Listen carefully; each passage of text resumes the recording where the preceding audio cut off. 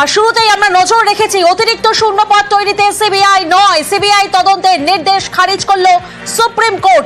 অতিরিক্ত শূন্যপদ তৈরিতে সিবিআই তদন্ত, সেই সিবিআই তদন্তের নির্দেশ দেয় কলকাতা হাইকোর্ট।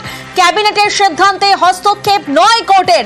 সিবিআই তদন্ত খারিজ করে মন্তব্য করে সুপ্রিম কোর্ট। সিবিআই তদন্ত খারিজ করে দিয়েছে প্রধান বিচারপতির বেঞ্চ। প্রতিনিধি মৈত্রী এই মুহূর্তে আমাদের সঙ্গে রয়েছেন। মৈত্রী, আজ শুনানিতে কি হলো এই সওয়াল জবাব প্রক্রিয়াতে?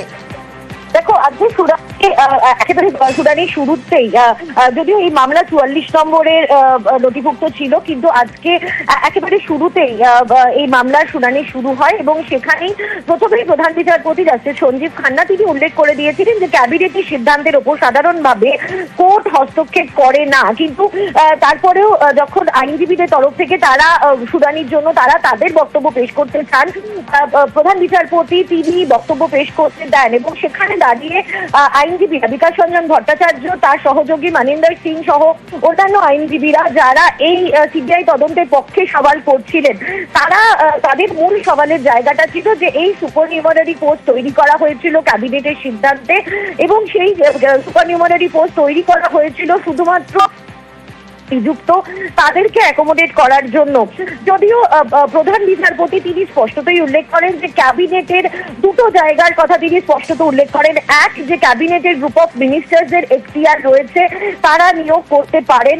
দুই, এবং যখন কোনো গ্রুপ অফ মিনিস্টার্সরা কোনো সিদ্ধান্ত নেন এবং সেখানে তারা উল্লেখ করে রেখেছেন যে ক্যাবিনেট নোটে উল্লেখ করা রয়েছে যে এই সুপারনিউমারি পোস্ট তৈরি করা যেতে পারে বা অতিরিক্ত শূন্যপদ তৈরি করা যেতে পারে, কিন্তু সেখানে স্পষ্টতই উল্লেখ রয়েছে সাবজেক্ট টু হাইকোর্ট, অর্থাৎ যে মামলাটি চলছে সেই মামলাটির রায়ের পরিপ্রেক্ষিতে এই সিদ্ধান্ত নেওয়া যেতে পারে। অর্থাৎ হাইকোর্ট এবং যে দুর্নীতি হয়েছে সেই সমস্ত বিষয়কে স্বীকার করেই একটা পদক্ষেপের ইঙ্গিত দেওয়া হয়েছিল শুধুমাত্র ক্যাবিনেটের তরফ থেকে। এবং শুধু সেটাই নয়, ক্যাবিনেটের গ্রুপ অফ মিনিস্টার্সরা তারা যে সিদ্ধান্ত নিয়েছেন তাতে শিলমোহর রয়েছে। ফলে সেই জায়গায় দাঁড়িয়ে যখন ক্যাবিনেটের গ্রুপ অফ মিনিস্টার্সরা কোনো সিদ্ধান্ত নেন এবং তাতে রাজ্যপালের শিলমোহর থাকে, তার ওপরে হস্তক্ষেপ করা একেবারে সংসদীয় গণতন্ত্রের বিরোধী এবং সেখানে সেই সিদ্ধান্তের বিরুদ্ধে কোনো কোর্টে তার ক্রিমিনালিটির ওপর চর্চা হতে পারে না।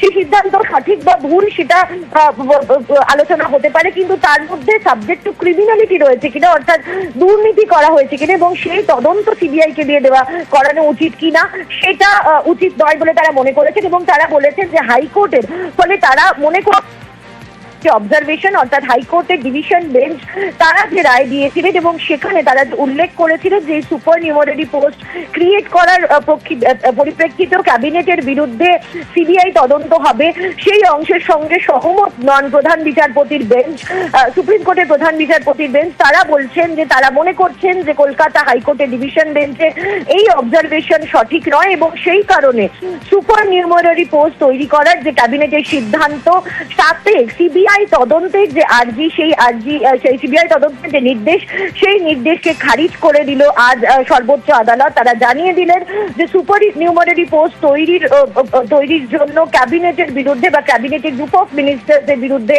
কোনো সিবিআই তদন্ত হবে না। তার কারণ ক্যাবিনেটের এখতিয়ার রয়েছে এই ধরনের পদক্ষেপ করার এবং তারা যখন এই পদক্ষেপ করেছিলেন তারা গোটা বিষয়টি উল্লেখ করেছিলেন এবং হাইকোর্টে যে মামলা চলছে সেই মামলার বিষয়টি তারা উল্লেখ করেছিলেন তাদের ক্যাবিনেট নোটে। এবং গোটা বিষয়টি দেখার পর রাজ্যপাল তিনি নিজের শিলমোহর দিয়েছিলেন। ফলে গোটা সিদ্ধান্তটি যুক্তরাষ্ট্রীয় কাঠামোতে সংসদীয় গণতন্ত্রের যে ফান্ডামেন্টাল স্ট্রাকচার রয়েছে, যে ফেডারেলিজমের যে স্ট্রাকচার রয়েছে সেই মেনে করা হয়েছে এবং সেখানে দাঁড়িয়ে কোর্ট এতে হস্তক্ষেপ করবে না এবং সেই কারণে ক্যাবিনেটের বিরুদ্ধে সিবিআই তদন্তের নির্দেশ খারিজ করার সিদ্ধান্ত নিয়েছে প্রধান বিচারপতি। একেবারে মন্ত্রিসভার সিদ্ধান্তের বিরুদ্ধে কেন্দ্রীয় সংস্থা দিয়ে তদন্ত হলে ফেডারেল স্ট্রাকচার অর্থাৎ যুক্তরাষ্ট্রীয় কাঠামো বিঘ্নিত হতে পারে।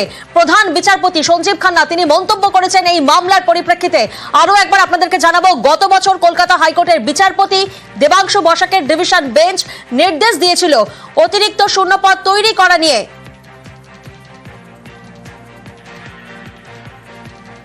বলেছেন আমরা জোগাড় করছি, উনি জবাবটা বুঝতে পারেন। যেখানে পুরোটা খারিজ করে দিয়েছে ডিভিশন বেঞ্চ, তারপর সুপ্রিম কোর্ট, তারপর আবার টার্মিনেশন লেটার দিতে হবে নাকি? এবার কি উনি বলে ওকে যদি অনাস্থা প্রস্তাবে সরে যান তখন বলে আমাকে তো অনাস্থা হয়েছে, কেউ চিঠি লিখে দেয়নি। সব পাগলের কথা।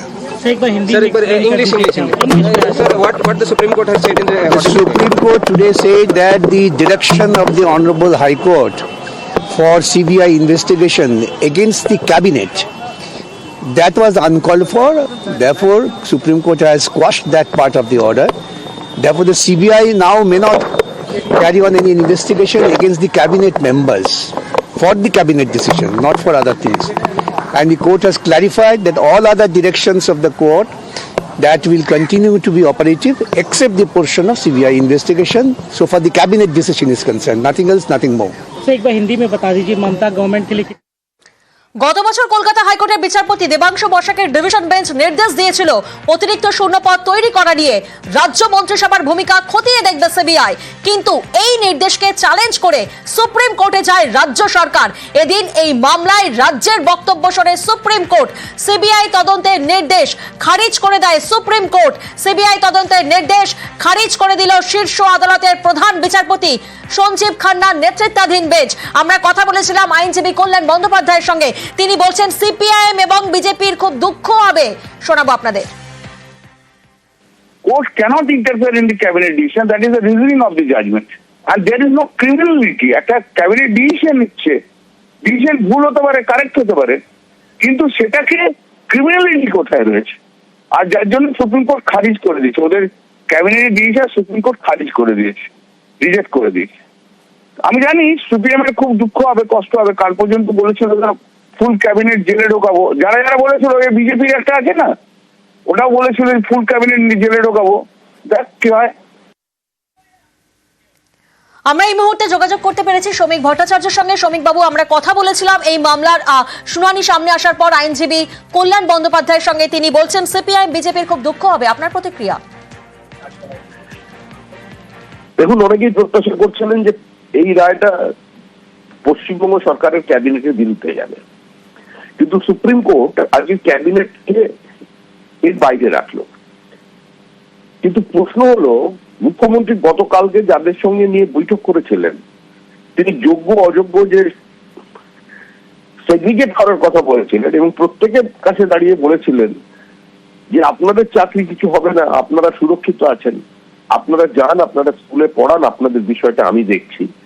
আজকে সুপ্রিম কোর্টের অবজারভেশন এবং রায়ের প্রেক্ষিতে মহামান্য বিচারপতি যেটা বললেন, তাতে তিনি বললেন যখন সেগ্রিগেট করা যায়নি তখন পুরো প্যাটার্নটাই বাতিল হয়ে গেছে। অর্থাৎ সুপ্রিম কোর্ট এই চাকরি বাতিলের ক্ষেত্রে তাদের অবস্থান থেকে এক ইঞ্চিও সরে এলো না। এখন প্রশ্ন হলো, অযোগ্যতা নয়, দুর্নীতিগ্রস্ত নিয়োগ, মানে টাকা দিয়ে যারা চাকরি কিনেছিল তাদের চাকরি যাক, আর যারা মেধার ভিত্তিতে চাকরি পেয়েছে তাদের চাকরি থাক। এটাই ছিল প্রত্যেকের অবস্থান এবং এটাই ছিল আমাদের দাবি 3 বছর ধরে। আজকে সেটা আমাদের রাজ্যের মুখ্যমন্ত্রী, পর্ষদ, শিক্ষামন্ত্রী কেউ সেটাকে সেগ্রিগেট করে দিতে পারেননি।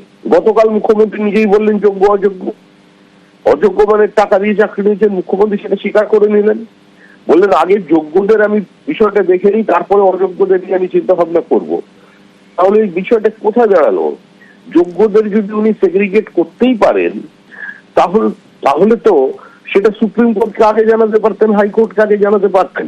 একদম। শ্রমিক বাবু, আচ্ছা এই রায় কি কোথাও না কোথাও আপনারা একটু হলেও ধাক্কা খেলেন? এই রায় আমরা কেন ধাক্কা খাবো? আমাদের ধাক্কা হওয়ার প্রশ্নটা কি? এখনই জেলে যাবেন না, পরে যে যাবেন না তার তো কোনো গ্যারেন্টি নেই। কারণ এখানে পুরো ক্যাবিনেটকে থেকে অব্যাহতি দেওয়া হলো, কিন্তু এছাড়াও তো হাইকোর্টে বিভিন্ন ধরনের মামলা চলছে, দুর্নীতির মামলা চলছে, সিবিআই এর ইনভেস্টিগেশন চলছে, ইডির ইনভেস্টিগেশন চলছে, সেগুলো তো বন্ধ হলো না। সেই ইনভেস্টিগেশন তো চলবেই এবং সর্বোচ্চ জায়গায় এই তদন্ত পৌঁছবে, তদন্তকারীরা সেখান পর্যন্ত পৌঁছতে পারবেন এবং সেটাও সেদিন খুব একটা বেশি দূরে নয়।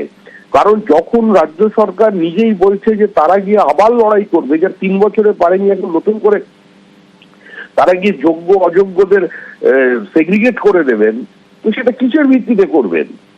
তারপরে ধরে নিতে হবে চাকরি বিক্রি হয়েছিল, এটা মুখ্যমন্ত্রী পরোক্ষভাবে তো স্বীকার করছেন। এতদিন সে কথাটা বলেননি কেন? কিছু ধন্যবাদ। কালকে কিছু ছেলেদের ডেকে এনে তাদের আবেগের সঙ্গে প্রতারণা করেছে রাজ্য সরকার, মানে চোরেরা ধন্যবাদ দেখে যাবে। আপনার প্রতিক্রিয়ার জন্য।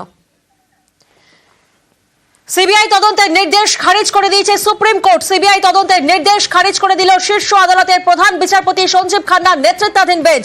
এসএসসির 2016 সালের নিয়োগের গোটা প্যানেল বাতিল করে দিয়েছে সুপ্রিম কোর্ট। আমরা জানি রাতারাতি চাকরি গিয়েছে প্রায় 26,000 শিক্ষক এবং শিক্ষাকর্মীর। এই আবহে আজ সমস্ত নজর ছিল সুপার নিউমেরারি পোস্ট অর্থাৎ অতিরিক্ত পদ সংক্রান্ত এই মামলার শুনানির দিকে। এদিন এই মামলায় রাজ্যের বক্তব্য শোনে সুপ্রিম কোর্ট। সিবিআই তদন্তের নির্দেশ খারিজ করে দেয় সুপ্রিম কোর্ট। সিবিআই তদন্তের নির্দেশ খারিজ করে দিল শীর্ষ আদালতের প্রধান বিচারপতি সঞ্জীব খান্নার নেতৃত্বাধীন বেঞ্চ। গত বছর কলকাতা হাইকোর্টের বিচারপতি দেবাংশু বসাকের ডিভিশন বেঞ্চ নির্দেশ দিয়েছিল অতিরিক্ত শূন্যপদ তৈরি করা নিয়ে রাজ্য মন্ত্রিসভার ভূমিকা খতিয়ে দেখবে সিবিআই, কিন্তু এই নির্দেশকে চ্যালেঞ্জ করে সুপ্রিম কোর্টে যায় রাজ্য সরকার। এদিন এই মামলায় রাজ্যের বক্তব্য শোনে সুপ্রিম কোর্ট। সুপ্রিম কোর্টে আজ সওয়াল জবাব প্রক্রিয়ায় ঠিক কি হলো, প্রতিনিধি মৈত্রেয়ী আমাদের সঙ্গে রয়েছেন। মৈত্রেয়ী, দেখো, আমি যেমনটা বলছিলাম যে এদিন সওয়াল জবাবে প্রথমেই যে বিষয়গুলোর দিকে উঠে একদিকে যখন প্রধান বিচারপতি সঞ্জীব খান্না জাস্টিস সঞ্জীব খান্না তিনি উল্লেখ করেছিলেন যে এই মামলায় অর্থাৎ ক্যাবিনেটের যে সিদ্ধান্ত নেওয়া হয়েছে সেই ক্যাবিনেট সিদ্ধান্তের পরিপ্রেক্ষিতে তার কোর্ট হস্তক্ষেপ করতে খুব একটা চায় না, এবং তার সঙ্গে সঙ্গে একই সঙ্গে যদিও যারা বিপক্ষের আইনজীবীরা ছিলেন তাদের যে বক্তব্যগুলো ছিল সেই শুনানিতে সেই সমস্ত বক্তব্য উঠে আসে, এবং প্রধান বিচারপতি তিনি স্পষ্টতই জানিয়ে দেন যে দুটি অংশের কথা। এক, যে ক্যাবিনেট তারা কোনো সিদ্ধান্ত নিতে পারেন এবং সেক্ষেত্রে দাঁড়িয়ে নিয়োগের ক্ষেত্রে যে সমস্ত রুলের কথা উল্লেখ করা রয়েছে এবং রুল বদলের কথাও সেটারও কিন্তু এখতিয়ার রয়েছে ক্যাবিনেটের, এবং তার সঙ্গে সঙ্গেই ক্যাবিনেটের সিদ্ধান্তের দ্বিতীয় অংশটি অর্থাৎ যখন ক্যাবিনেটের গ্রুপ অফ মিনিস্টার্স তারা কোনো সিদ্ধান্ত নেন তখন সেই পরিপ্রেক্ষিতে দাঁড়িয়ে গ্রুপ অফ মিনিস্টারের সিদ্ধান্ত এবং সে যে সিদ্ধান্তে রাজ্যপালের শিলমোহর রয়েছে সেই সিদ্ধান্তের ওপর হস্তক্ষেপ করা সম্ভব নয়। তাতে সেটা একেবারে যুক্তরাষ্ট্রীয় কাঠামো যে ফেডারেলিজমের ওপর হস্তক্ষেপ হবে এবং সংবিধান তার এখতিয়ার দেয় না, ফলে সেই জায়গায় দাঁড়িয়ে ক্যাবিনেটের অধিকার রয়েছে একটা সিদ্ধান্ত নেবার, এবং যেখানে রাজ্যের ক্যাবিনেট 2022 সালের মে মাসে যে সিদ্ধান্ত নিয়েছিলেন ক্যাবিনেটের গ্রুপ অফ মিনিস্টার্সরা সেখানে তারা যেখানে স্পষ্টতই উল্লেখ করেছিলেন যে এই সমস্যা হয়েছে এবং ওয়েট লিস্টেড ক্যান্ডিডেটদেরকে সুযোগ দেওয়ার জন্য সুপার নিউমারারি পোস্ট তৈরি করা যেতে পারে, কিন্তু সেখানে তারা স্পষ্টতই উল্লেখ করেছিলেন যে সাবজেক্ট টু হাইকোর্ট রুলিং অর্থাৎ হাইকোর্টে যে মামলা চলছে সে বিষয়টিও তারা উল্লেখ করেছিলেন, এবং হাইকোর্টের নির্দেশ কি আসে সেই বিষয়টির দিকেও কিন্তু তারা যথেষ্ট গুরুত্ব দিয়েছিলেন। ফলে সেই জায়গায় যখন রয়েছে সেখানে ক্যাবিনেট তারা যে সিদ্ধান্ত নিয়েছিলেন সেই সিদ্ধান্তর যে বিলটা ছিল বা সেই সিদ্ধান্ত নেওয়ার পেছনে যে ভাবনা ছিল সেই ভাবনাটাকেই কিছুটা হলেও আজকে প্রধান বিচারপতির তরফ থেকে বোঝা হয় এবং সেইটাকেই কিন্তু ব্যাখ্যা করা হয়। যদিও বিপক্ষের আইনজীবীরা বিকাশ রঞ্জন ভট্টাচার্য এবং তার সহযোগী আইনজীবীরা মানিন্দর সিং সহ অন্যান্য আইনজীবীরা তারা উল্লেখ করার চেষ্টা করেছিলেন যে এই ক্যাবিনেট সিদ্ধান্ত নেওয়া হয়েছে শুধুমাত্র যারা অবৈধভাবে যাদের নিয়োগ করা হয়েছে তাদেরকে অ্যাকোমোডেট করার জন্য, এবং তারা জাস্টিফাই করার চেষ্টা করছিলেন যে কেন এই যে ক্যাবিনেটের সিদ্ধান্ত তাতে দুর্নীতি রয়েছে এবং সেখানে ক্রিমিনালিটিজ রয়েছে এবং সেই কারণে সিবিআই তদন্ত হওয়া উচিত।